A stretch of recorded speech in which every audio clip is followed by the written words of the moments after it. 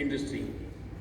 Recently, as you might have heard, we have eased the compliance burden on the IT industry in various ways. Besides that, we have always tried to engage with stakeholders in the tech industry and chart out future-proof policy framework for India. You all are the drivers of this industry. Can we make a conscious attempt to take our product level innovation to the next level? A framework level mindset has the potential to build an ecosystem of multiple successful products.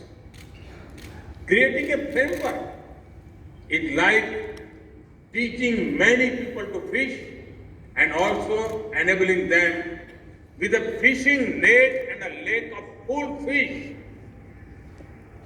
One such example of a framework level mindset was UPI, Beam UPI. Conventional product level thinking would have meant we would come out with just a digital payment product. Instead, we provided India with UPI, an umbrella platform where everyone can host their digital payment products and plug in digital payments. This empowered many products. Last month, recorded more than 2 billion transactions. We are doing something similar in the National Digital Health Mission. Some of you may have also heard about the Swamitva scheme. It is an ambitious scheme to give land titles to millions of people in our rural areas. This will also be achieved through technology like drones. This will not only bring an end to many disputes, but also empower people. Once the property rights are given, technology solution can ensure prosperity.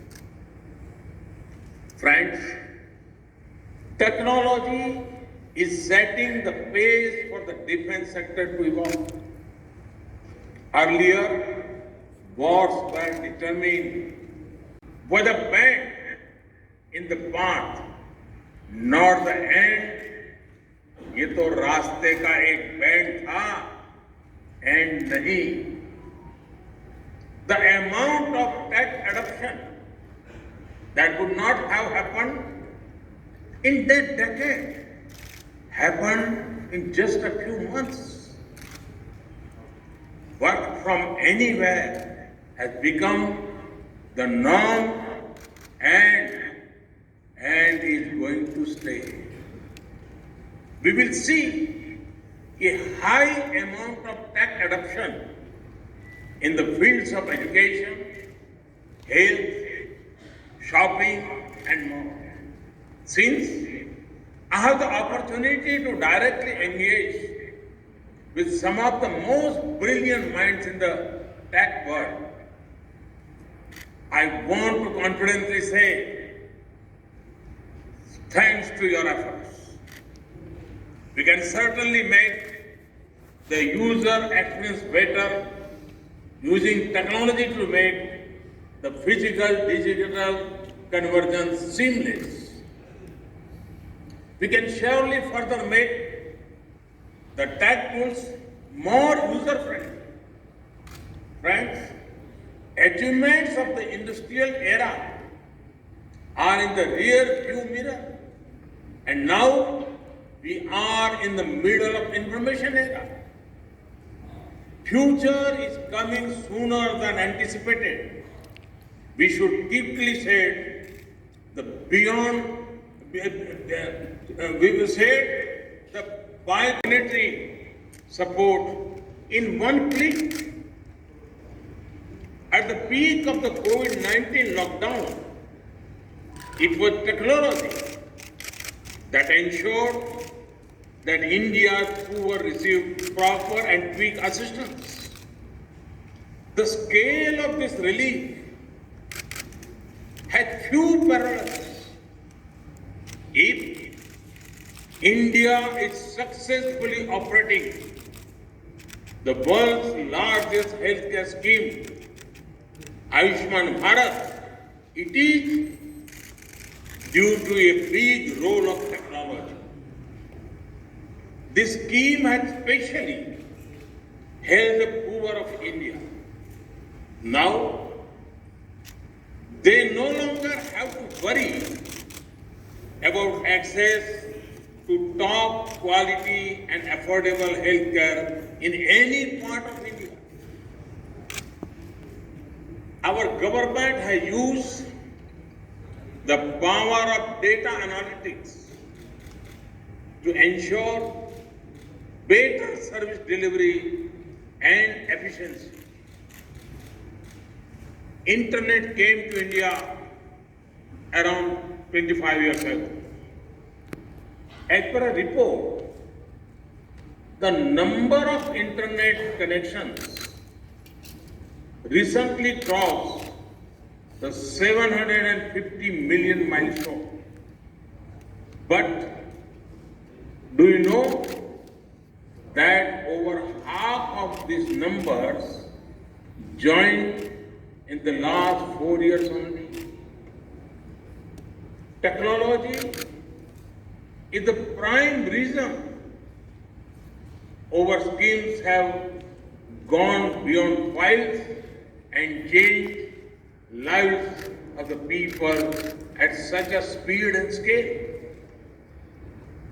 Today, when we are able to help the poor build their home at an unprecedented scale, speed and transparency, it is thanks to technology. Today, when we are able to provide electricity to almost all households, technology has played a key role. Today, when we are able to cross toll booths faster, it is due to technology. Today, it is also technology which gives us the confidence to vaccinate our large population in a short period of time. Friends, when it comes to technology, the way ahead lies in learning and growing together. Inspired by that approach, a number of incubation centers are opening in India. Over the last few years, a great culture of hackathons has developed in India. I have attended some of them too. Our young minds come together and think of ways to solve key challenges our country and planet faces. Similar hackathons have been held in collaboration with Singapore and ASEAN nations. Shri Narendra Modi ji, Honorable Prime Minister of India, Shri Ravi Shankar Prasad, Honorable Minister of Communications, Electronics, IT and Law and Justice, Government of India, my Cabinet Ministers and dignitaries on dais, representatives of various embassies, high commissions, industry, academia and R&D institutions, delegates, exhibitors, members of media, ladies and gentlemen. On my behalf, on behalf of Government of Karnataka and people of the state, It is my privilege to welcome Shri Narendra Modi ji, Honorable Prime Minister of India, to the Bangalore Tech Summit 2020. It is a historic moment for Karnataka as Honorable Prime Minister is inaugurating the summit. Honorable Prime Minister has given a call to achieve Atmanirbhar Bharat, which will need a greater focus on the development of indigenous technologies and encouragement to grassroots level innovation. Karnataka works to achieve this through its people-friendly policies. We are pleased to have over 25 countries participating in BTS 2020. India is one of the fastest growing major economies and is currently ranked as the world's sixth largest economy. Given the COVID-19 pandemic, digital transformation is now happening at a rapid pace, making programs such as Make in India and Digital India more important than ever before. Honorable Prime Minister has a great vision of making India a $5 trillion economy and a global economic powerhouse by 2025. Government of Karnataka pledges sincerely participate in Government of India's vision towards this. We are keen on making Karnataka the most attractive destination for investment, particularly for high-end technologies. Karnataka is one of the most progressive startup ecosystems of India. 4 out of 7 of the Indian startups that become unicorns in the year 2020 are from Bangalore. Government of Karnataka has taken a number of steps to enhance the overall business environment of the state. Amendments to labor law and land laws, establishment of Karnataka Digital Economy Mission, setting up of Karnataka Innovation Authority are some of the major steps taken in this direction. As is evident from the newly released IT policy of Karnataka, we are taking further steps to vigorously push IT behind Bangalore with the aim to generate over 60 lakh direct and indirect jobs in the next 5 years. Karnataka has been at the national forefront in harnessing the benefits of biotechnology for the past 2 decades. One of the key goals of the state is to achieve 50% market share of the national bioeconomy target of $100 billion by the year 2025, and necessary steps have already been taken. Ravishankar Prasad ji, I assure you, Karnataka will take all steps to make the start as leader in data economy.